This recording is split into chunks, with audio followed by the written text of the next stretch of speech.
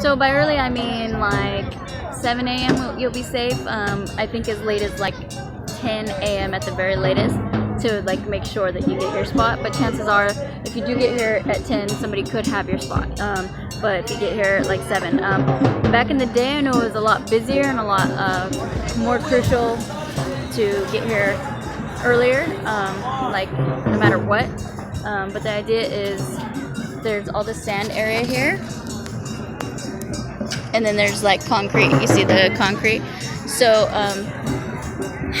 if you're not, they don't allow you to pull your stuff forward until, I don't know if it's like 10 or 11 a.m. because like I never get here early. I try so hard, as I said at the beginning of the video. I mean, and with me working the graveyards that I was working when I first got here to LA, it just did not happen. That early thing just didn't happen. So I was one that would roll up at like 3 p.m. and there's kind of like somewhat of an advantage to it because a lot of the vendors who've been here since 7, you know, they start like packing up around like 4. So sometimes I'd have to wait over here in the sand and wait for somebody to pack up, and it may not be the spot that I want, but it's like close enough, you know. Also by like 5, 6, a lot of the vendors were packed up and gone. So really, there's only like 5 of us left on this block. So the chances of people seeing your spot, so it's kind of like a natural selection almost thing, because it's like chances of people actually seeing you are better when you're not like crowded. When it's like vendor booth, there's just so much to see, and like you could get overlooked unless you like really stand out, which unfortunately I'm not really able to stand out because I take the metro here and the subway, and I mean the metro, and I carry everything in a suitcase, and so my booth is very tiny. It's very like simple, and yeah. So, but if I had it my way, if I had a vehicle, I would have like the bombest booth down here. You know, like the prettiest booth. Yeah. So unless you stand out, you could be overlooked easily, unless there's fewer vendors. So bringing your stuff down here and putting it in the sand at like 7 a.m. ensures that at like, I think it's 10 or 11, you're able to pull your stuff forward and use your spot and start setting up.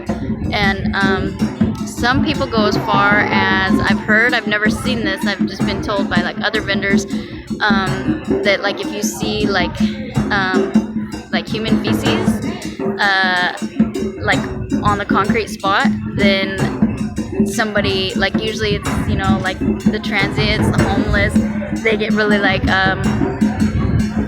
what's it called, like territorial and like possessive of their spot. So I've heard of them like defecating on the concrete spot or like behind the concrete spot to ensure that like they get their spot. So they want you to put something like in the dirt behind your spot, so it can be like a sign that says reserved, or it can be like a box, like a crate, some of your supplies, not all of them, but something, and then that way people know. But as far as like taking a crap on your spot, like I don't get it. I don't understand, but I guess it's like the ultimate, like, this is my spot, don't mess with it. And plus, like, who's gonna want to, right? Like, it's gonna smell and it's just disgusting, it's filthy. But I've heard of it happening. So get some more of this. I kind of like this, I think they're called banjos or whatever, but I kind of want like to like make all my videos with like live banjo players in the background as far as like the sound goes. I think it kind of really adds to it. But so getting your spot, that's kind of how that works. They do want you to be closed up when the sun goes down. So after the sun goes down, if they see you working, or actually if they see you like still set up, they could ticket you. I think all the tickets are like $300, start at $300. So I've been warned like several times because I get here later, you know, it's like, and that sun goes down quick. Like customers will come up, it's starting to go down, they're like, can you do the braids? And I'm like, oh yeah, you know, it's like kind of getting late, but like let me do them real quick. And then bam, like it's dark, and I'm like, oh crap, now like not only can I not really see, but like I'm gonna get a ticket. So luckily I've like escaped all the tickets, but I have been like warned several times, like, hey, you gotta close up, you know, like it's, you know the rules, like it's past dark or like whatever. But usually they're pretty cool with me. The cops tend to really like me down here because my booth has like all the pretty girls, you know, like pretty girls stop, they get their hair braided, and so when the cops drive by to like look at everything, they are also like, anyways.